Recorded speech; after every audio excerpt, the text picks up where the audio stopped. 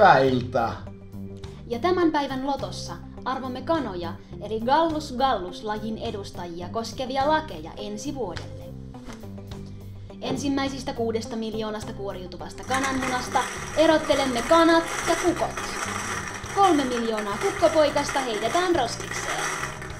Ja voittajalaki ensi vuoden kukkopoikasille on seuraava. Untuvikot saadaan hautomoissa lopettaa ainoastaan välittömästi tappavalla mekaanisella laitteella tai hiilidioksidilla. Maserointi, eli kokonaisen eläimen murskaaminen välittömästi, on määritelty tarkemmin Euroopan unionin neuvoston asetuksissa. Naaraspuoliset poikaset lähetetään munantuotantoon. Munia kanoina ne elävät joko virikehäkkikanalassa, virikkeettömässä häkkikanalassa, jollaiset EU tosin periaatteessa kielsi vuonna 2012, tai avokanalassa. Pieni osa arvontaan osallistuvista kanoista menee luomukanalaan, jossa kanatiheys on hieman pienempi kuin tavallisessa lattiakanalassa. 14 kuukauden iässä kaikki kanat tapetaan. Joko katkaisemalla kaula,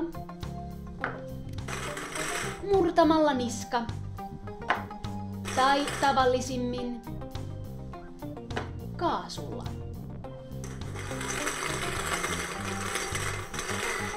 Ja seuraavaksi arvotaan 7 oikein munat.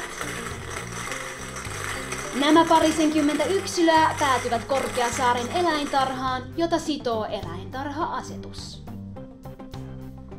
Tämä takaa kanoille ja kukoille esimerkiksi 54 metrin ulkoilutarhan sekä riittävästi piiloutumis- ja suojautumispaikkoja. Nyt jännittää. Kyllä.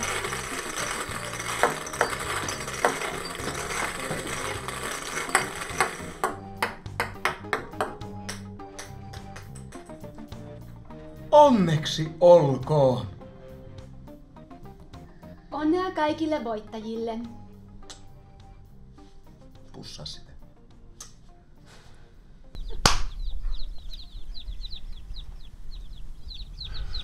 Mun suosikki eläin on tipu. Oot sä käynyt silittämässä tipua? Oot sä käynyt vielä katsomassa tipuja? Aiotko sä mennä? Aha.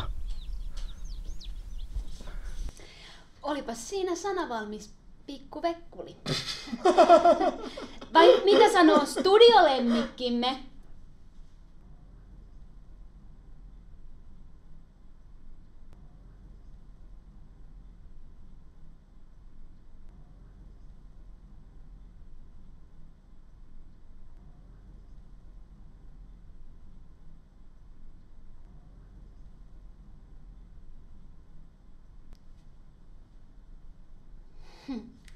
Seuraavan viikon lotossa arvomme broilereita koskevan lainsäädännön.